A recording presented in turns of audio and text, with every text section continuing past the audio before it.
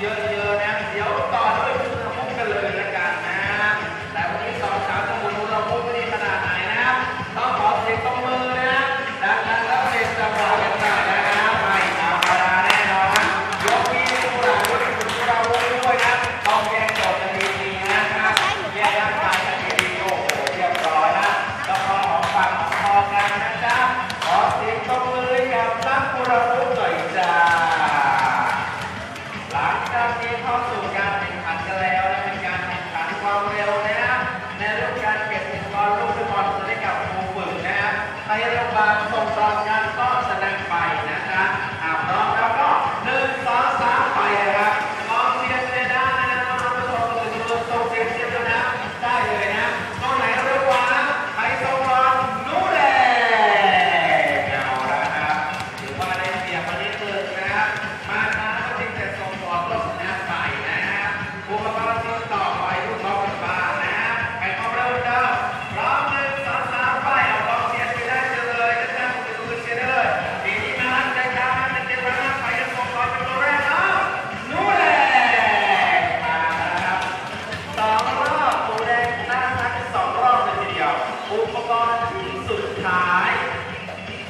ก็คือบาสเกตบอลนะครับแข่งขันกัน2 รอบเหมือนเดิมนะครับลองแข่งขันดีๆยืนเส้นสายของขวัญน้องตัวแดงกันนิดนึงไม่ธรรมดาครับทีนี้รอบใจชีวิตผู้หน้าในการเจอครับมานะครับมาแข่งขันกันเลยทีเดียวนะครับย้ำว่าหลังจากนี้โชว์ความแข็งแรงครับมือที่ผู้หน้าจะตกเป็นหน้าความแข็งแรงสุดยอดมากต้องมือหนึ่งเชียร์การดูน้องเลยนะครับดูได้จ้ะยืนสายก่อนเฮ้ยเด็กอยากจะได้ทันทำอะไรแก้ตัวใหม่ขอเลยไม่เป็นขอโตเลยเป็นอะไรจ๊ะอายโอ้ยน่าจะทำเลยนะต่อเลยพร้อม1 2 3ไปกันต่อแล้วแม่ไม่กินความเร็วผ่านไปเลยนะ2 รอบตอนนี้ความแน่นอนมีที่ชนะบ้างหรือไม่ชนะน้องเลยชนะหรือไม่ใครรู้นู้นเลยโอ้โหมาเร็วไปเร็วลงเร็วครับน้องหนูแดงขอกำลังใจขอกำลังใจกันก่อนลูกสุดท้ายครับพร้อม1 2 3ไปสุดท้ายแล้วนะครับตอนนี้นะครับทีนี้รู้ว่าน้องแดงไปชนะกันแน่นะตอนนี้หนูแดงมาแล้วตามมาไปลงนู้นเลยโอ้โหครับไปหน่อยขอเสียงตบมือให้กับนักกีฬาหน่อยจ้านอกเหนือจากความน่ารักและความสามารถได้เป็นความรักอยากจะมอบให้อีกด้วยทีนี้แสดงมอบความรักได้เราอยู่มากจืมอบความรักให้กับผู้ชมนะขอเสียงตบมือให้กับความรักของน้องนะทั้ง2 คนจ้าเอาละครับการแสดงของเราในช่วงนี้ก็มาถึงช่วงท้ายของรายการกันแล้วนะจ๊ะท่านผู้ชมท่านใดนะครับได้ที่อยากจะมอบรางวัลนะครับเพื่อเป็นการสนับสนุนนะในเรื่องของอุปกรณ์นะฮะก็สามารถจะมอบรางวัลให้กับนางได้นะขอบคุณจ้าโดยการโยนธนบัตรของท่านผู้ชมนะครับโยนกันลงน้ำได้เลยนะครับรางวัลผู้ชมนั้นน่าจะมีประโยชน์นะครับเดี๋ยวเราก็จะแจกเรื่องขอบคุณก่อนดีขอบคุณจ้าขอบคุณจ้าเราจะนำรางวัลผู้ชมนั้นนะครับไปจัดเพิ่มจัดหาอุปกรณ์ใหม่ๆนะครับเพื่อจะได้การฝึกนะครับและช่วยเพิ่มฝึกในการเพิ่มทักษะความสามารถใหม่นั่นเองนะเพราะจะนำรางวัลนั้นไปจัดเพิ่มทักษะอุปกรณ์นั่นเองนะครับขอบคุณที่ได้รับการดีขอบคุณจ้าขอบคุณจ้าขอบคุณจ้าโยนกันลงน้ำกันได้นะครับรางวัลของท่านจะมีประโยชน์เลยทีเดียวนะครับ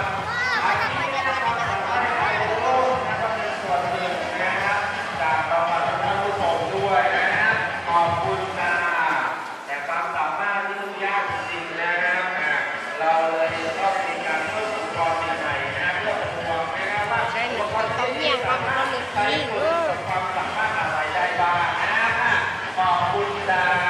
ขอบคุณจ้าขอบคุณที่สนใจนะครับขอบคุณที่ติดตามรอยยิ้มและเสียงเราด้วยนะครับขอบคุณจ้าขอบคุณมากๆและท่านผู้ชมท่านใดกับถ่ายรูปอยากจะสัมผัสนานๆนะทีนี้เลยจะไม่ให้การหน้าต้องลงเล่นน้อยหน่อย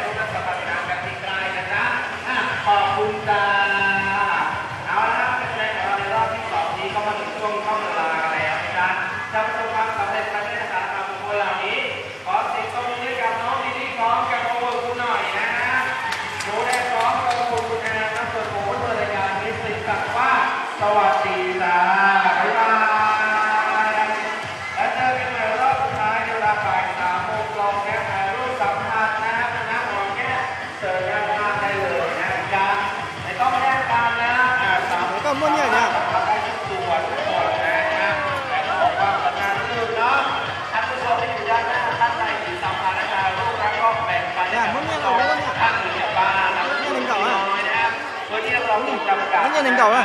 อยากจะมอบรางวัลยังสามารถมอบรางวัลแจกอยากกินไก่ได้ด้วยนะครับเชิญด้านหน้าเลยนะครับรับธนบัตรท่านผู้ชมนะครับและจับปลายข้างหนึ่งและชูปลายข้างหนึ่งให้ยาวๆนะครับเชิญได้นะครับและนักโทษลงที่อยู่ในความสามารถสามารถเป็นความสามารถด้านล่างอีกด้วยเนาะความสนุกความน่ารักแน่นอนอย่างแน่นอนเลยนะครับรถท่านใดที่ขับรถมาก็ตามทางเลยนะครับจะมีป้ายบอกนะครับท่านใดขึ้นรถประกันก็สบายมีผู้บรรยายบอกทางให้นะครับด้านหน้าสัมพันธ์แล้วก็ขอความกรุณาแบ่งด้านหลังด้วยนะจ๊ะแบ่งด้านหลังด้านข้างกันบ้างนะครับพื้นที่จะมีน้อยนะเพราะที่เรามีจำกัดนะครับขอความกรุณาด้วยเนาะอย่างที่ท่านผู้ชมเห็นจำนวนไม่น้อยนะที่อยากจะใกล้ชิดและอยากจะสัมผัสเช่นเดียวกับท่านผู้ชมอยู่ด้านหน้านะครับขอความกรุณานิดนึงนะฮะถ่ายรูปคู่กันได้เลยเนาะถ่ายกันได้เลยนะครับรอบต่อไปนะจะเริ่มในเวลาบ่าย3 โมงตรงนะขอให้ทุกคนมีความสุขกับสถานการณ์ทุกนัดเดินทางโดยปลอดภัยด้วยนะรอบสุดท้ายบ่าย3นะครับ